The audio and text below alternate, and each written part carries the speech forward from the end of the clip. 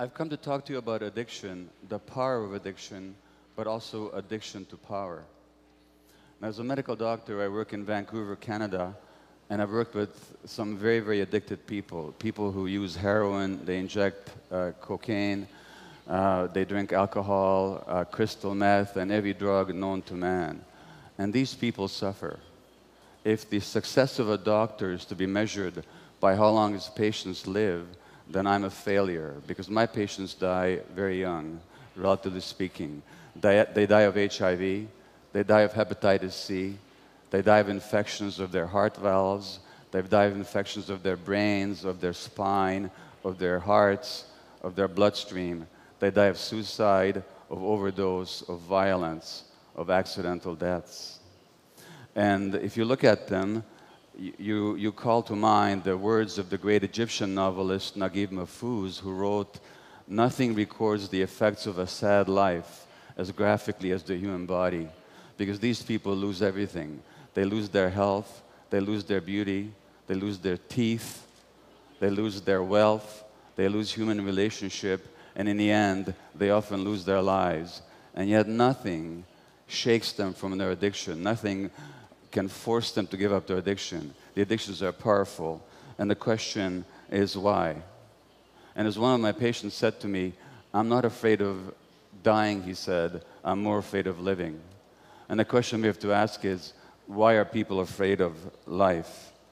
And if you want to understand addiction, you can't look at what's wrong with the addiction, you have to look at what's right about it.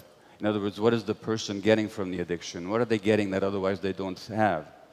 And what addicts get are relief from pain.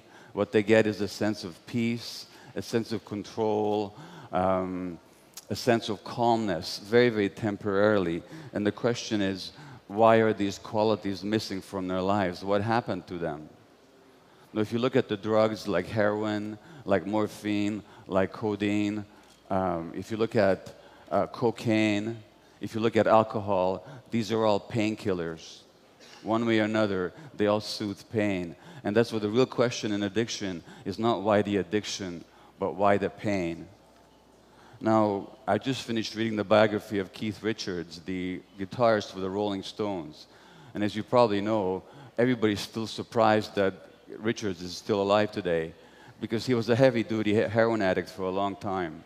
And in his biography, he writes that the addiction was all about looking for oblivion, looking for forgetting.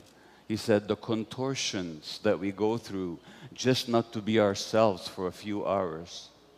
And I understand that very well myself, because I know that discomfort with myself. I know that discomfort being in my own skin. I know that desire to escape from my own mind. The great British psychiatrist R.D. Laing said that there are three things that people are afraid of. They're afraid of death, of other people, and their own minds. And for a long time in my life, I wanted to distract myself from my own mind, because I was afraid to be alone with it. And how would I distract myself? Well, I've never used drugs, but I've distracted myself through work and throwing myself into activity. And I've distracted myself through shopping. In my case, for classical compact music, classical compact discs. But I've been a real addict that way. One week I spent $8,000 on the classical compact discs, not because I wanted to, but because I couldn't help going back to the store. And as a medical doctor, I used to deliver a lot of babies. And once I left a woman in labor in hospital to get a classical piece of music. And I still could have made it back to the store, to the hospital on time. But once you're in the store, you can't leave, because there are these evil classical music dealers in the aisles, you know, who, "Hey, buddy, have you listened to the latest Mozart symphony cycle? You haven't? Well," so I missed the delivery of that baby. And I'd come home and I lie to my wife about it, like any addict. I would lie about it. And I would ignore my own children because of my obsession with work and with music. So I know what that escape from the self is like.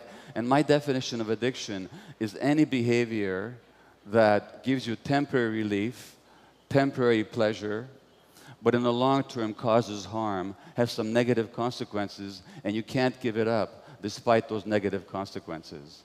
And from that perspective, you can understand that there's many, many addictions. Yes, there's the addiction to drugs, but there's also the addiction to consumerism. There's the addiction to sex, to the internet, to shopping, to food. The Buddhists have this idea of the hungry ghosts. The hungry ghosts are creatures with large empty bellies and small scrawny necks and tiny little mouths, so they can never get enough. They can never fill this emptiness on the inside. And we all hungry ghosts in this society. We all have this emptiness. And so many of us are trying to fill that emptiness from the outside. And the addiction is all about trying to fill that emptiness from the outside. Now, if you want to ask the question of why people are in pain, you can't look at their genetics. You have to look at their lives. And in the case of my patients, my highly addicted patients, it's very clear why they're in pain, because they've been abused all their lives. They began life as abused children.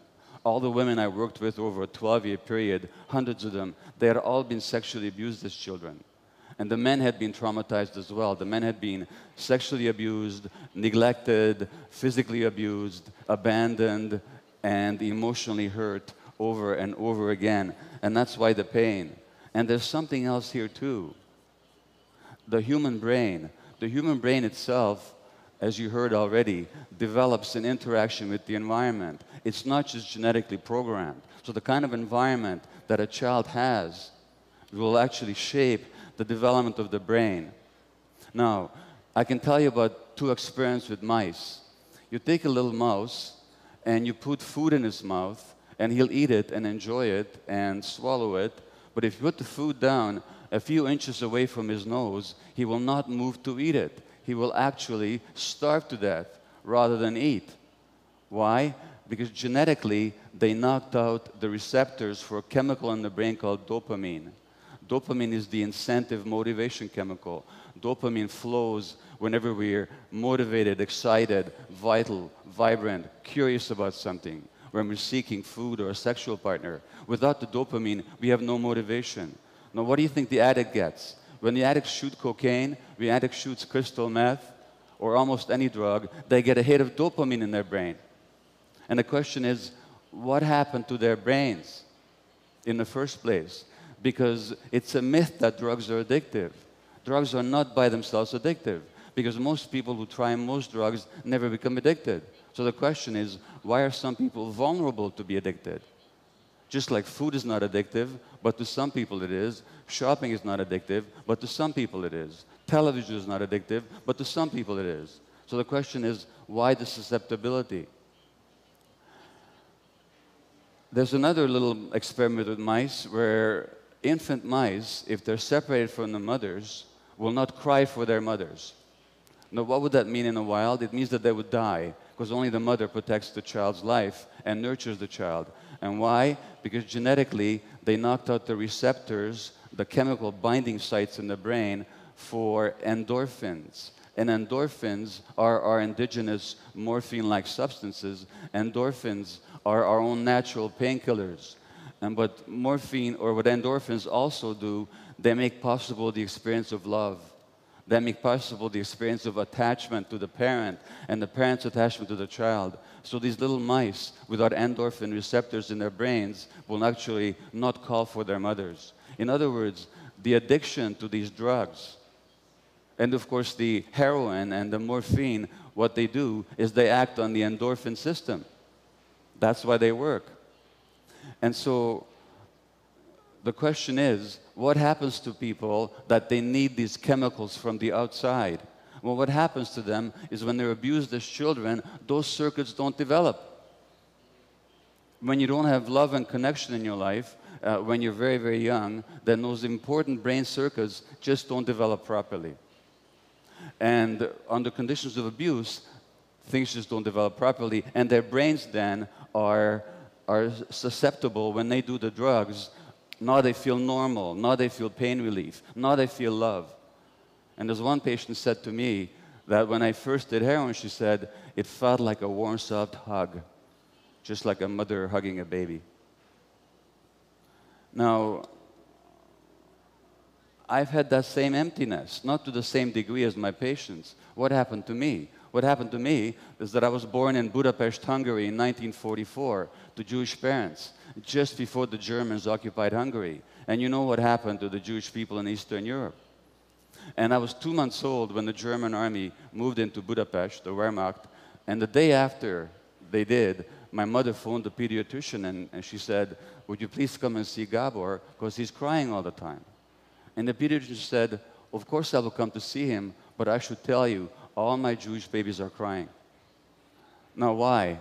What do babies know about Hitler or genocide or war? Nothing. What we're picking up on is the stresses and the terrors and the depression of our mothers. And that actually shapes the child's brain. That actually shapes the child's brain.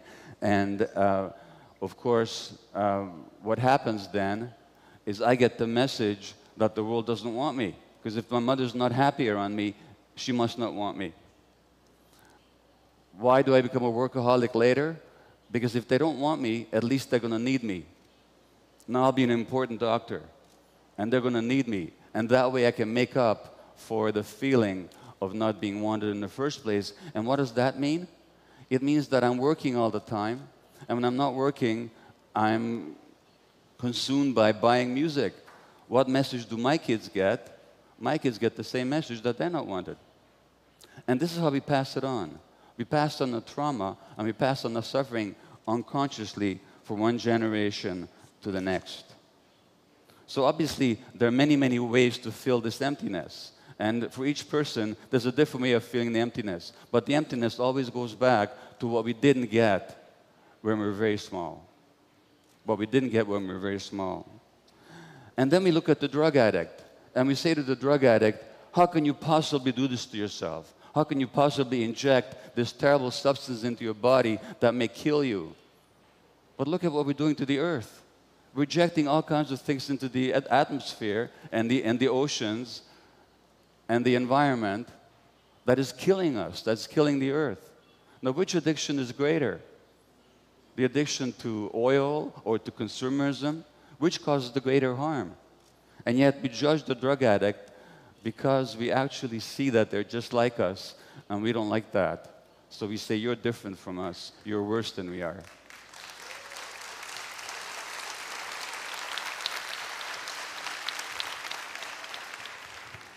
On the plane to Sao Paulo and Rio de Janeiro, I was reading the New York Times on June the 9th, and there was an article about Brazil.